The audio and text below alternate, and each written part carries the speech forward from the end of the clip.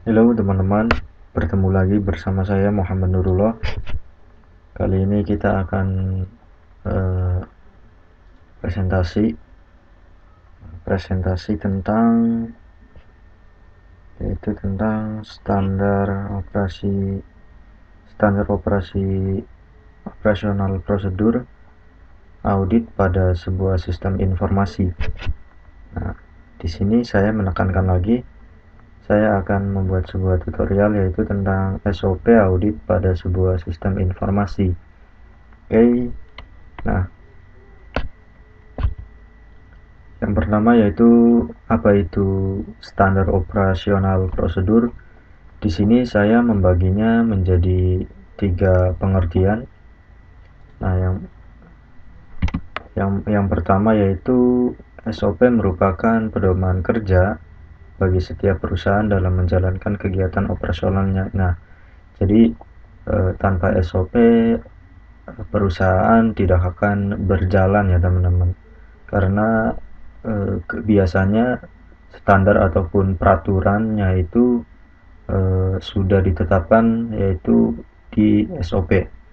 Nah, yang kedua yaitu dalam SOP itu biasanya diatur ketentuan umum yang berlaku dalam suatu unit kerja, sedangkan ketentuan khususnya dia diatur sendiri dalam bentuk surat edaran atau SE dari direksi perusahaan yang bersangkutan.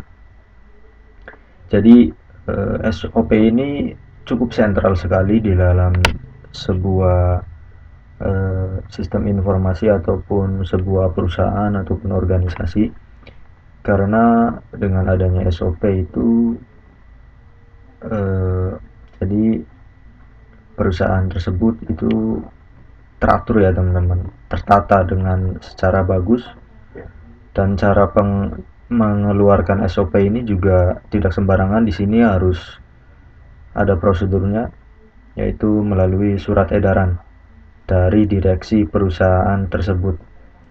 Nah, yang ketiga yaitu secara garis besar setiap materi dalam SOP terdiri atas kebijakan umum, tujuan ruang, lingkup, penanggung jawab, hal-hal yang akan diatur dalam kebijakan yang bersangkutan. Nah, seperti yang saya katakan tadi bahwa SOP ini sangat sentral sekali di dalam perusahaan ataupun sebuah organisasi ya teman-teman. Karena di dalam SOP ini terdapat mencakup kebijakan umum, tujuan ruang, dan lain-lain. Nah, kemudian yaitu kita akan menjelaskan analisis sistem dan prosedur kerja. Nah, dalam sistem kerja dibutuhkan juga analisis. Nah, analisis yang seperti apa sih yang dibutuhkan? Nah, di sini analisis sistem dan prosedur kerja adalah kegiatan mengidentifikasi fungsi utama dalam suatu pekerjaan dan langkah-langkah yang diperlukan dalam melaksanakan fungsi, sistem, dan prosedur kerja. Sistem adalah kesatuan unsur atau unit yang saling berhubungan dan saling mempengaruhi sedemikian rupa sehingga muncul dalam bentuk keseluruhan. Nah, tanpa adanya sistem, suatu perusahaan ataupun organisasi tidak akan berjalan eh, ya teman-teman, karena di sini sistem eh, unit yang berhubungan saling mempengaruhi dan membentuk chemistry ataupun kekompakan. Nah, untuk selanjutnya yaitu kita audit sistem informasi.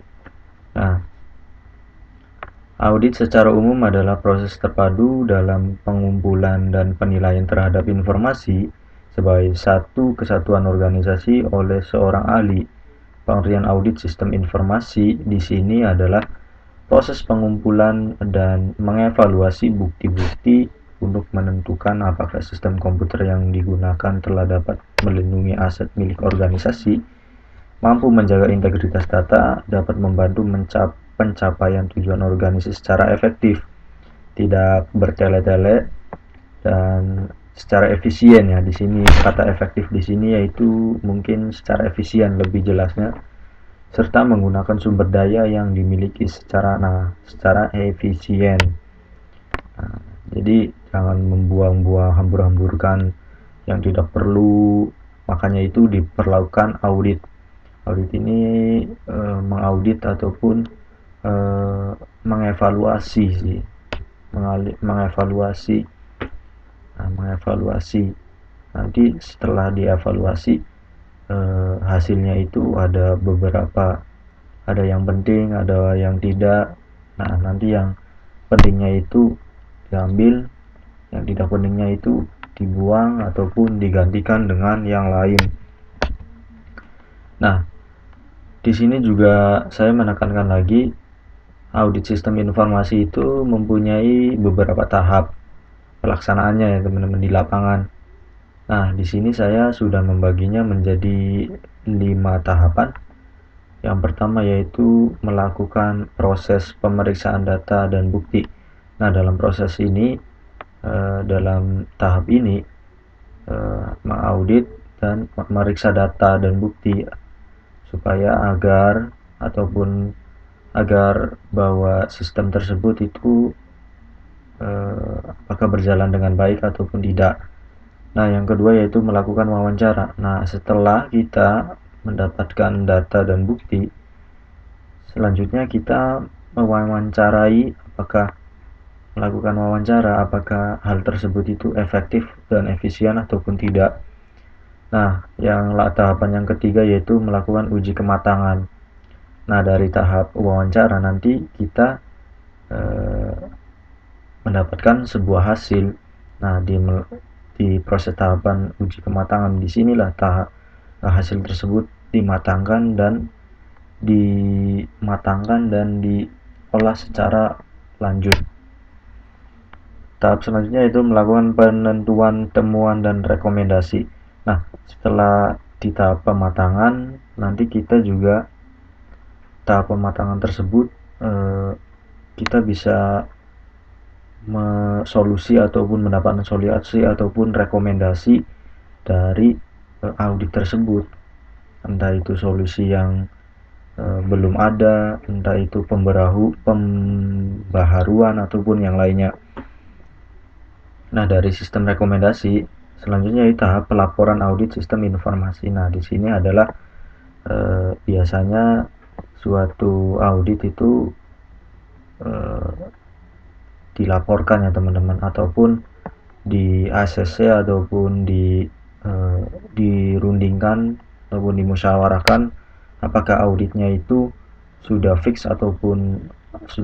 dan benar secara berjalan ya teman-teman. Nah, di sini jadi audit informasi itu ada beberapa jenis. Nah, di sini saya mengelompokkannya menjadi 3. Yang pertama yaitu audit sistem. Jadi audit sistem itu adalah audit terhadap sistem terdokumentasi untuk memastikan sudah memenuhi standar nasional atau internasional. Di audit sistem ini yaitu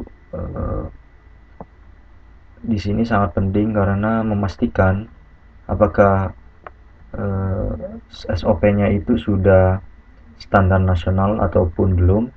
Kalau belum, nanti bisa ditingkatkan lagi menjadi status nasional, syukur-syukur bisa internasional. Nah, untuk jenis yang kedua yaitu audit pemenuhan, compliance. Pada jenis audit ini yaitu untuk menguji efektivitas implementasi dari kebijakan, prosedur, kontrol, dan unsur hukum yang lain. Jadi audit pemenuhan itu biasanya unsur-unsur yang ataupun audit yang penyokong. Ya, penyokong. Di sini kan seperti kebijakan, prosedur, kontrol, unsur hukum yang lainnya. Seperti itu. Kemudian jenis audit yang ketiga yaitu audit produk atau layanan, untuk menguji suatu produk atau layanan telah sesuai seperti spesifikasi yang telah ditentukan dan cocok digunakan. Jadi audit itu tidak sembarangan teman-teman. Di sini ada beberapa tahap tadi dan prosedurnya juga harus benar. Nah, Cukup sekian presentasi dari saya, yaitu tentang SOP audit pada sebuah sistem informasi. Kurang lebihnya mohon maaf. Wabillahi taufiq wal hidayah. Wassalamualaikum warahmatullahi wabarakatuh.